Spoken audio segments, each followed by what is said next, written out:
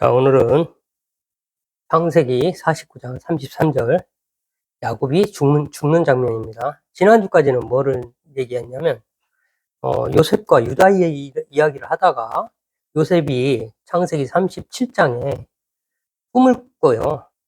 이 꿈을 꾸는데 뭐 곡식단이라든가 하늘의 별과 달이 자기에게 절하는 꿈을 꾸게 돼. 그 꿈을 듣고 그 레아하고 라헬은 죽었고, 네, 야곱의 첩에 비라와 실바의 아들들이 있는데 그 아들들의 허물을 자꾸 아버지한테 고자질하다가 그게 원한이 돼가지고 마음속에 원한이 돼가지고 있는 터에 그러한 꿈을 꿨다고 자기들이 요셉한테 절을 하는 그런 꿈을 꿨다고 하니까 기분 나쁘게 생각했죠. 아주 속으로 안 좋게 생각했는데 이번에는 해와 달을 포함한 11별이 나한테 절하더라. 그러니까 아버지 어머니는 물론이고, 응? 자기들의 살아있는 아버지 어머니는 물론이고, 그 다음에 이제 저기 누구야, 뭐 예를 들어서 뭐라고 해야 되나, 아주 하여튼 속에 마음에 기분 나빴던 것 같아요. 그래가지고 요셉을 죽이기로 작정을 하는데 르우벤과 유다가 말려가지고 애굽의 보디발의 집으로 팔려가는 장면까지 37장에 그려져 있고 38장에 갑자기 화제가 전환돼서 유다 이야기가 나왔어요. 유다 이야기는 지난주에 하다가 너무 길어져 가지고 유다 이야기가 참 할 말이 많아요. 유다가 비중이 없는 것 같아도 그렇지 않아요. 유다의 놀라운 고백들이 아버지 야곱을 움직이고 내가 자식을 잃으면 잃으리라, 이런 고백을 하게 되고 또 유다의 놀라운 그 고백이 요셉의 마음을 움직이게 돼요. 잠깐 한번 볼까요? 요셉의 마음을 움직이는 장면을 창세기 44장 32절 그거 한번 잠깐 보고 갈까요? 유다 이야기가 아니고 오늘은 요셉 이야기니까 지난주 했던 거 잠깐 기억을 되새겨서 창세기 44장 32절 제가 읽겠습니다. 주의 종이 내 아버지에게 아이를 담보하기를, 아버지한테 그렇게 내가 담보를 하고 이런 고백을 드리고 베냐민을 데리고 왔다, 이야기를 하는 거예요. 유다가 내가 이를 아버지께로 데리고 돌아오지 아니하면 영영이 아버지께 죄짐을 지리이다 하였사오니, 이런 고백을 해요. 이 고대 사회에서 지난주도 말씀드렸지만 이 고백이 얼마나 놀라운 고백인지, 내가 영원한 죄인이 되겠다. 르우벤은 자기 아들 둘이 있는데 내가 베냐민을 데리고 돌아오지 못하면 내 아이들을 죽이라, 그렇게까지 얘기해요. 살벌한 이야기잖아요. 지금 세상에서 생각해보면 사람의, 아무리 자식이지만 사람의 목숨을 그렇게 아버지가 내가 약속을 못 지키면 내 아들을 둘을 죽여라, 이런 막 무서운 고백이잖아요. 근데 대단한 고백이잖아요. 한편 생각하면 살벌하지만 와, 굉장한 약속이잖아요. 반드시 지키겠다는 약속이잖아요. 근데도 이스라엘은, 야곱은 꿈쩍을 안 해요. 베냐민을 놓지를 못해요. 베냐민은 언제 난 아이예요? 세겜에서 세겜에서 디나의 강간 사건 이후에 베델로 가자.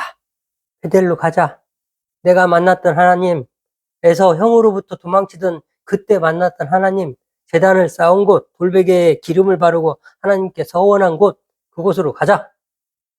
그곳으로 가다가 에브랏, 베들레헴 가기 바로 직전 라마 근처 같아요. 그게 나중에 라마에 대한 이야기가 나오거든요. 라마에서 곡하는 소리가 있어.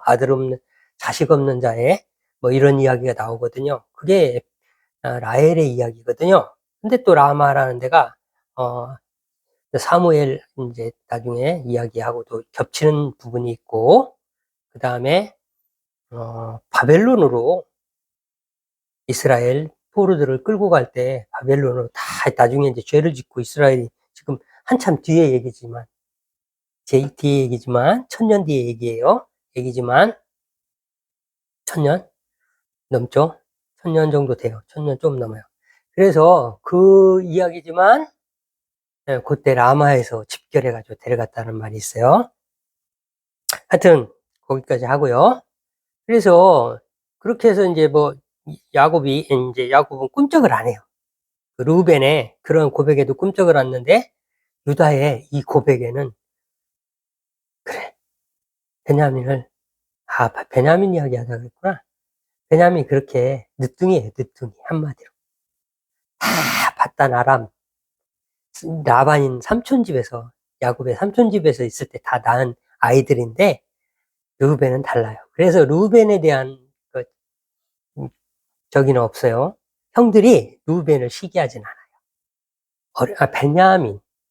베냐민을 시기하지는 않아요. 베냐민을 시기하진 않아요. 워낙 어리니까. 아버지가 옆에 끼고 있어도 시기하질 않아요.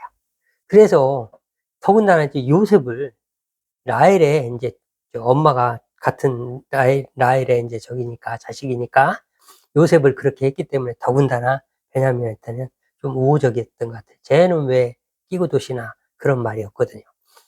그래서 이제 베냐민을 이제 그렇게 늦게 낳고 세겜에서 임신하고 출산할 때가 이제 그 세겜에서 떠날 때 그때 이제 에브랏 가는 길에 라헬이 죽죠.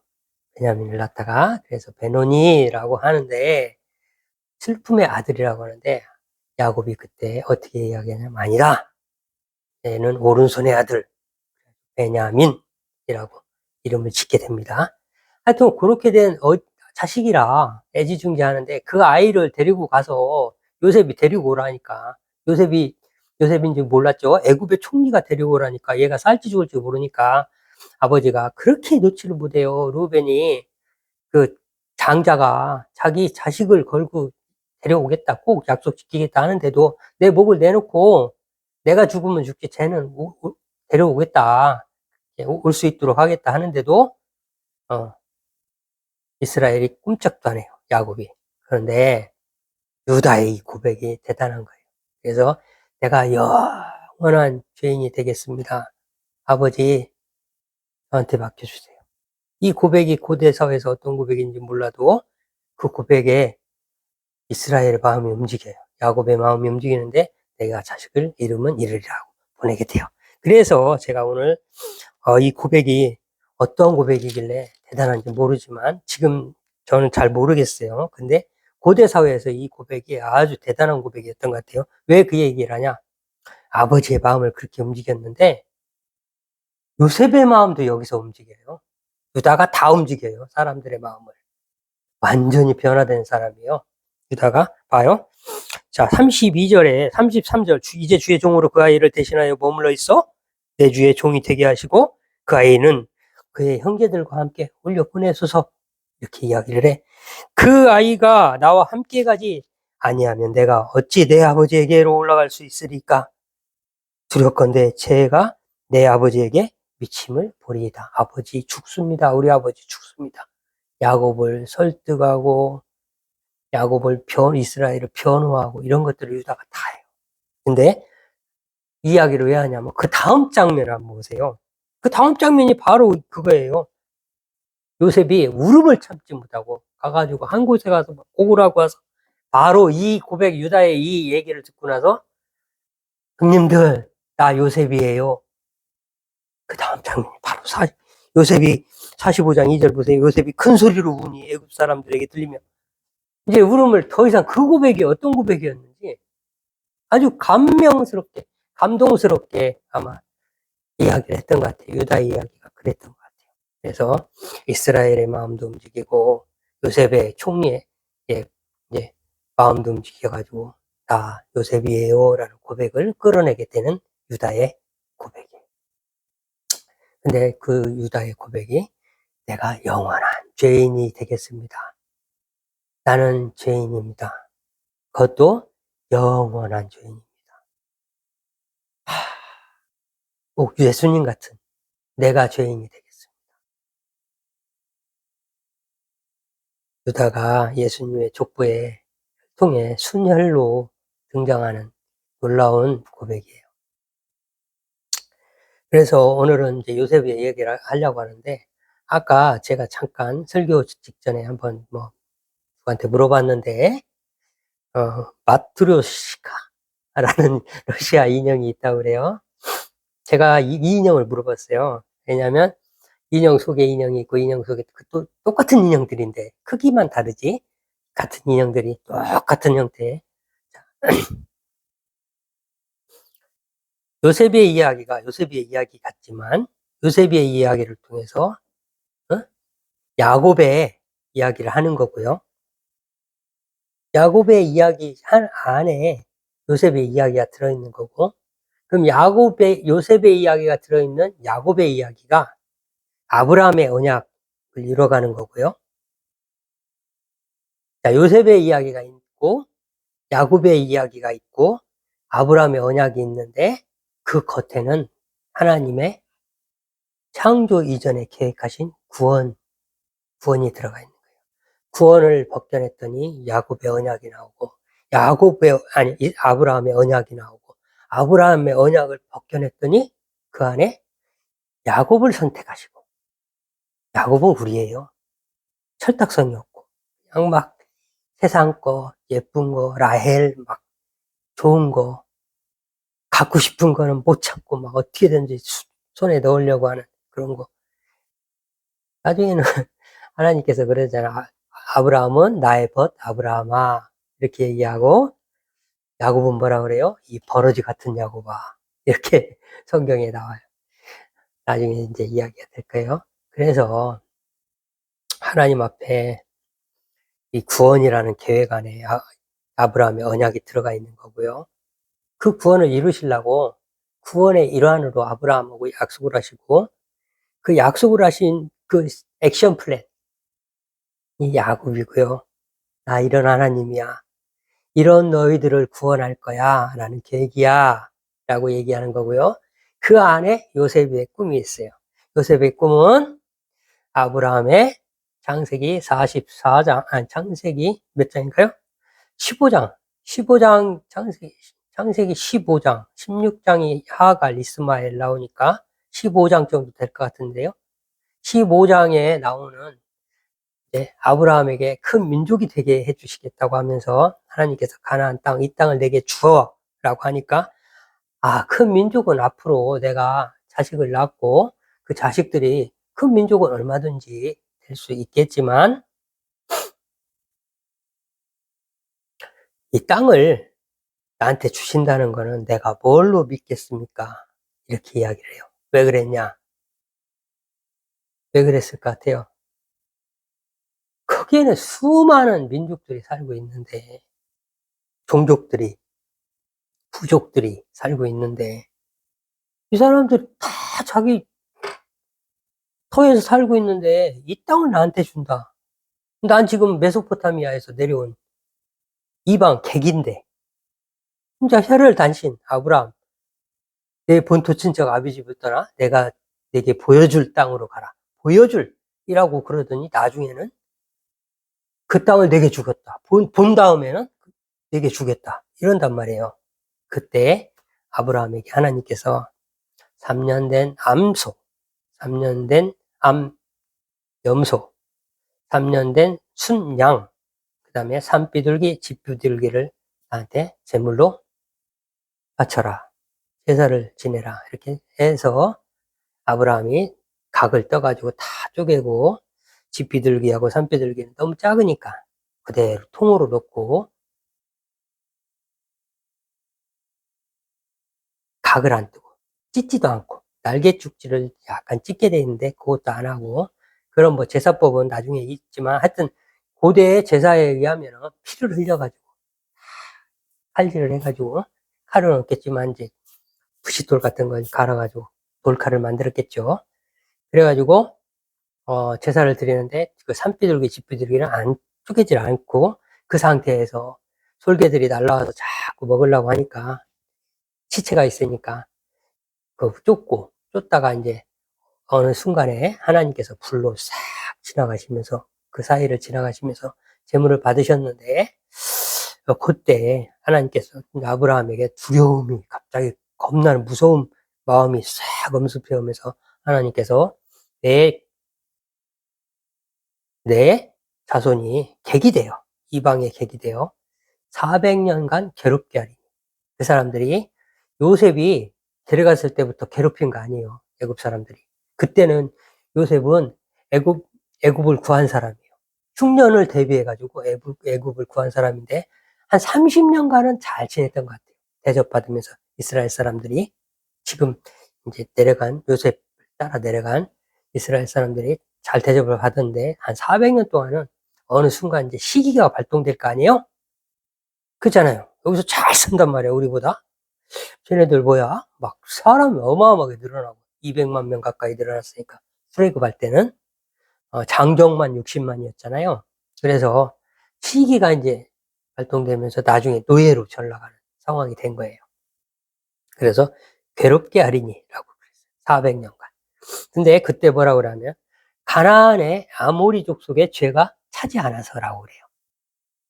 그 말은 뭔 말이냐면 이 가나안 땅을 주려고 하는데 주는 시기가 아모리족 속에 죄가 완전히 차가지고 소돔과 고모라처럼 이제는 멸해야 되겠구나.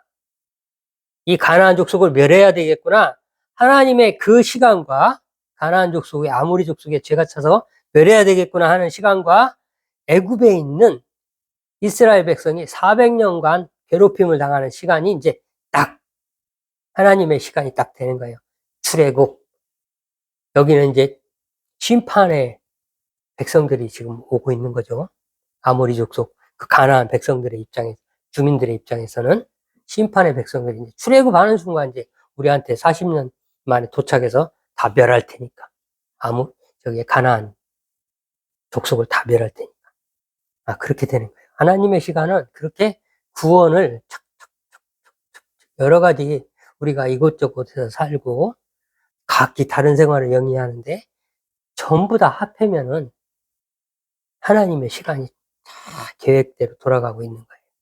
그게 성경이에요. 성경. 그 이야기를 하고 싶어요. 아까 지금 마트로시카? 마트로시카. 저는 발음도 안 되는데 인형은 알아요. 똑같은 인형인데 크기가 달라가지고 벗기면 또 있고 벗기면 또 있고 그거가 마찬가지예요. 전체적으로는 하나님의 성경은 구원인데 벗기면 아브라함이라고 또 벗기면 야곱이라고 또 벗기면 요셉이라고 또 벗기면 다윗이 나오고 솔로몬이 나오고 그다음에 룻도 나오고 또 벗겼더니 이새도 나오고 이새는 다시 올라갔네요. 하여튼 그래서 예수님까지 딱 벗겨보니까 마지막에 남는 거는 예수님 그분이 오시려고 그렇게 그분이 이 세상을 구원하시려고 지금 그 과정을 이야기하고 있는 거예요. 그래서 이렇게 이야기하면 돼요. 이해하면 돼요. 성경을 볼 때 요셉 이야기하면 요셉 이야기에 꿈 이야기에 푹 빠지면 안 돼. 왜 이런 꿈을 꾸고 요셉이 왜 애굽으로 팔려갔지? 자꾸 의문을 갖고 의문이란 건 뭐예요? 하나님의 마음은 도대체 뭐지? 왜 그러셨지? 왜 그러셨지? 왜 그러셨지? 이런 생각으로 성경을 보면은 성경이 그때부터 이제 조금씩 보이기 시작하고 한 번, 두 번, 세 번, 네 번 읽으면은 점점 이제 그 윤곽이 진해져요. 그렇게 해서 성경을 읽어나가야지 통독을 우리 딸들은 통독을 한 10번 했다고 그래. 근데 성경을 글자를 읽은 거지 그걸 이해하려고 노력하지 않았기 때문에 10번 읽었어도 그게 어떤 이야기가 전개되고 있는지 이해하기가 쉽지 않단 말이에요. 근데 한 번을 읽어도 이게 뭐지? 이게 뭐지? 이게 뭐지? 하는 마음으로 계속 읽어나가면 하나님을 만날 수 있어요. 하나님의 마음을 만날 수 있어요. 하나님의 마음을 만날 수 있어요. 그래서 요셉이 보디발 장관 집에 팔려가서 떡 맡은 관원장, 술 맡은 관원장을 감옥에 들어가서 보디발의 아내가 유혹을 하는데 유혹을 피해서 떡 맡은 관원장, 술 맡은 관원장, 그 과정은 다 어디를 향하고 있냐면 이스라엘을 애굽에 다 데려다 놓는 거예요. 자기의 역할을 다한 거야, 요셉은. 그래서 요셉은 그 대쪽 같은 요셉이 애굽의 온의 대제사장, 제사장. 태양신을 섬기는 제사장의 딸하고 결혼을 해요.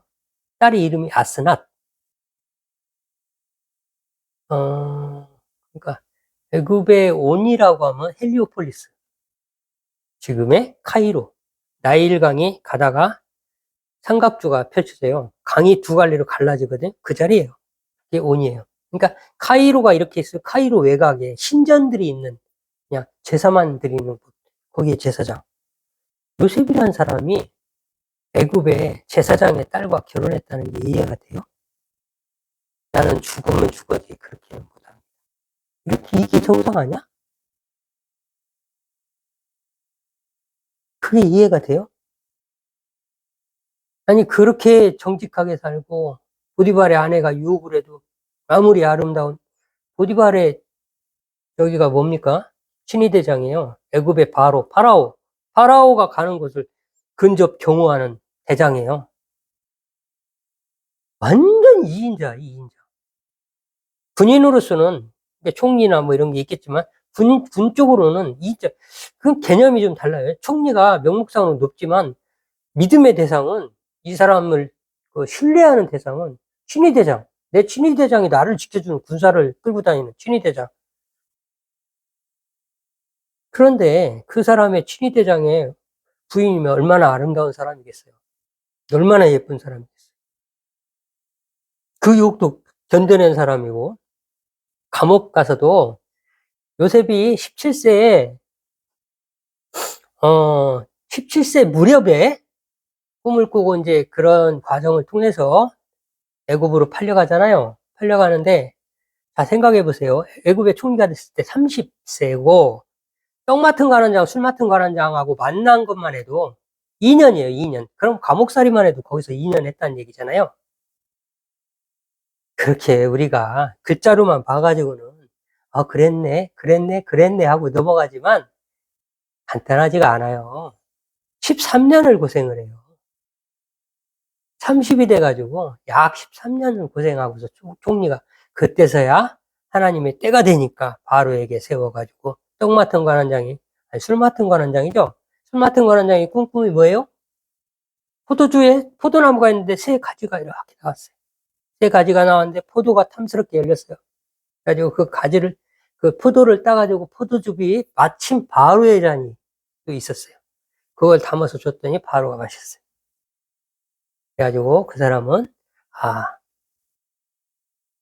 이제 관직에 다시 복직되는 그런 꿈이었고 떡 맡은 관원장은 똑같이 머리 위에 새 광주리에 떡이 있는데 그 맨 윗광주리에 여러 가지 음식들이 있는데 까마귀가 아니죠. 새죠. 새가 와서 다 먹었다. 새가 와가지고 다 쪼아 먹었어요. 다 먹더이다 하니까 당신은 내일 모레 3일 후에 죽습니다. 이런 얘기들을 할 수 있었다는 게 진짜 대단한 거예요. 다니엘도 마찬가지예요. 벨사살 왕한테 메네 데겔 우바르신이라는 손가락이 나와서 글을 쓰는데 당신 곧 죽을 거야. 망할 거야. 메데와 바사의 왕이었잖아요. 벨사살 마지막 왕이었잖아요. 당신 죽을 거야. 그러니까 그건 뭐예요? 뭐? 야, 여봐라! 저놈을 당장 목을 쳐라 하면 끝나. 그거 얘기할 수 있다는 건 꿈을 해석한다는 것도 쉬운 게 아니에요. 떡 맡은 관원장도 술 맡은 관원장이 그 해석이 좋은 것을 보고 라고 성경에 그렇게 기록되어 있어요. 그러니 떡 맡은 관원장한테 3일 후에 당신 죽을 겁니다 했을 때 그 사람한테 요셉한테 어떤 면박이 돌아왔을까요? 가만 놔두려고 하겠어요? 뭐? 내가 죽는다고? 그거 있는 그대로 얘기하는 게 쉬운 게 아니에요. 전부 다 목숨을 걸고 정직 앞에서 다 목숨을 걸었던 사람이에요. 그런 사람이 아이고 목이 좀 아파가지고 애굽의 온내 제사장 제사장의 딸과 결혼한다. 아, 있을 수 없는 일이죠. 요셉은 누구의 꿈보다도 자기의 꿈을 해석을 잘한 사람이에요. 자기의 역할을 잘 알고, 요셉이 그렇게 해서 베냐민을 데려다 놓고 이스라엘을 오라고 하니까 야곱이 왔지. 야곱은 아마도 아브라함과의 약속, 하나님이 내 자손이 이렇게 되리라는 약속을 기억하고서 이렇게 하지는 않았을 거예요. 왜? 내 조상의 땅, 내 아버지의 땅, 내 할아버지의 땅, 할아버지의 땅, 아브라함의 땅, 여기를 죽어라 하고 떠나지 않았단 말이에요. 요셉은 그걸 알았어요. 그래가지고 자기의 꿈이 아버지 이스라엘을 애굽에 데려다 우리 민족을, 앞으로 민족이 될 우리 집안을 애굽에다 데려다 놓는 거라는 걸 정확히 한 거죠. 그러니 술 맡은 관원장, 떡 맡은 관원장, 그 다음에 바로의 꿈, 송아지, 암송아지, 살찐 암송아지, 파리한 암송아지가 와서 다 잡아먹고 이삭이 나왔는데 한 줄기에서 7 이삭이 나와가지고 막 튼실했는데 그 파리한 이삭이 나와서 다 잡아먹고, 그 꿈이 중요한 게 아니라 자기 꿈을 정확하게 해석한 사람이에요. 자기 꿈을 이루는 그 과정일 뿐이에요.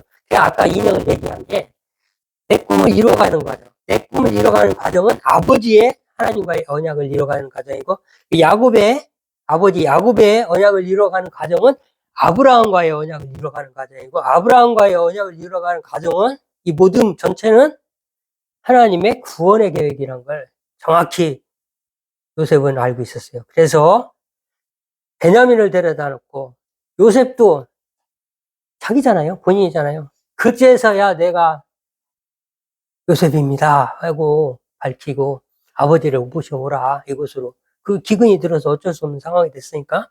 그래서 고센 땅은 어디예요? 그냥 나가면 바로 시나이 반도, 애굽의 맨 끝에, 애굽의 경계에 거기다 갖다 놓은 거예요. 그냥 출발하면 출애굽 될 수 있게. 람세 비돔이라고 하죠.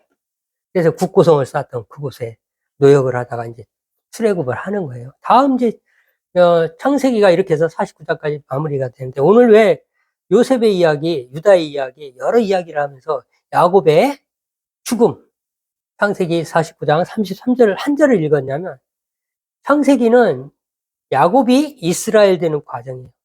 그게 주인공이나 다름없어요. 하나님의 언약이 누구를 통해서 이루어지냐? 야곱을 통해서 이루어져요. 아브라함은 언약을 한 사람이고, 이삭은 예수님의 여기 모형과 같은 사람이고, 아브라함은 하나님과 같은 사람이고, 하나님의 모형, 자기 자식을 바친, 생으로 살아있는 채로 자식을 죽여가지고 하나님께 제사를 지낸, 예수님도 마찬가지잖아요. 하나님이 예수님을 직접 제사 본인이 드려가지고 본인이 받은 거거든요. 하나님이. 그 다음에 세 번째는 야곱은 우리를 구원하기 위해서 우리를 이렇게 바꿔가지고 야곱을 이스라엘로 바꿔서 하나님의 백성 삼기 위해서, 구원하기 위해서.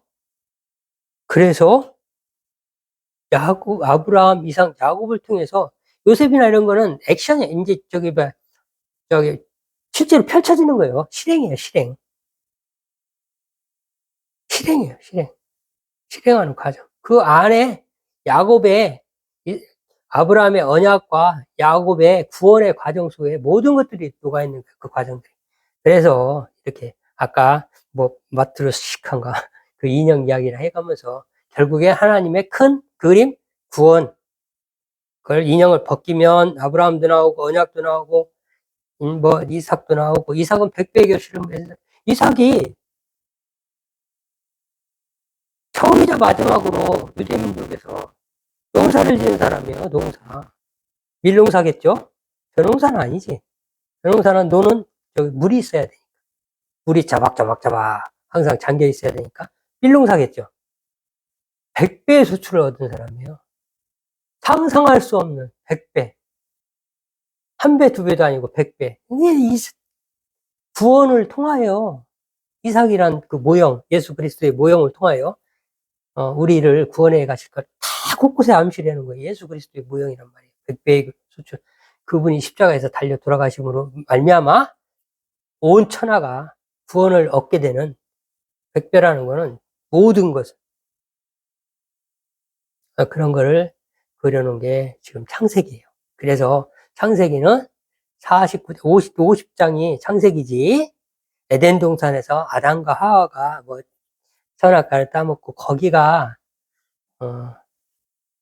그거 오해예요, 오해. 창세기는 창세기 1장 태초에 말씀이 계시니라부터 어디까지냐? 야곱의 죽음까지. 그리고 창세기 49장 33절에 죽잖아요. 50장은 장례예요. 야곱의 장례. 장례로 끝나요. 장례도 40일간 향을 저기 하고 70일간 곡하고 가가지고 또 저기를 해요. 야곱의 장례가요. 우리가 상상할 수 없는 장례예요. 애굽의 온 신하들, 원로들이 다 따라다녀요. 야곱의 장례 행렬에. 그때 총리의 위상을 알 수가 있어요. 그러니까 야곱은 그 요셉이 살아있다는 걸 듣고서 딱 갈 때, 애굽으로 갈 때 대단한 사람이 돼요. 예, 바로에게 축복을 하는 사람이 돼요. 완전히 변화된 사람. 왜 그렇게 대단해요? 애굽의 바로가 고대 사회에서 이집트의 파라오가 안 가진 게 뭐가 있어? 뭘 축복했을 것 같아요? 하나님의 이름으로 축복을 한 거예요. 돈 많게 해주세요. 뭐 하게 해주세요. 어떤 축복을 했을 것 같냐고요? 당연히 그 사람이 없는 거, 하나님의 이름으로 축복을 해요. 그래서 성경을 읽을 때 단어 하나하나를 되새김해가면서 읽어야 돼요. 그냥 쭉 일반 책들을 읽듯이 나가면요. 100년, 1000년 읽어도 그 뜻을 몰라요. 제가 교만한 소리인지 모르겠지만 절대 어느 장면에서 사람들이 감동을 받는지 형들도 마찬가지예요. 요셉이 뭐라고 그러는지 알아요? 밥 먹을 때 숫자대로 나이 순서대로 이렇게 해놔요. 밥 먹을 때. 그러니까 형제들끼리 쑥덕쑥덕거려요. 이게 왜 그러는지 모르겠다. 왜 나이 순서대로 1번, 2번, 3번. 그냥 막 와 할 때는 11명이니까 10명이었죠. 그때 이제 베냐민 빼면은. 그러니까 뭐 그냥 와 먹을 수 있지만 베냐민도 있었구나. 그때는 밥 먹을 때는 베냐민이 있었어. 5배나 더 줬으니까 음식을. 근데 순서대로 하면은 한 명이 빠진 게 한 명 빠지고 요셉이 자꾸 생각날 거 아니야. 그렇게 하고 두 번째 베냐민을 데리러 보낼 때도 마찬가지예요. 뭐라 그러냐면 내가 하나님을 경외한다. 시간이 많이 된 모양이야. 내가 하나님을 경외한다. 애굽의 총리인데 요셉인지 모를 때 얘기해요. 내가 하나님을 경외하는 사람으로서 당신들이 진실한지 아닌지를 내가 판단하겠다. 이렇게 얘기해요. 애굽의 총리가 하나님을 경외한다고 하면서 얘기를 해요. 굳이 안 해도 되는 말을. 그때 루벤이 뭐라고 그러냐면 그거 봐. 마음에 찔림이 다 생겨가지고 요셉이 생각나가지고 그거 봐. 내가 걔를 뭐하러 죽이지 말자고 그랬더니 니들 그러더니 우리가 벌을 받는다. 이렇게 이야기하거든요.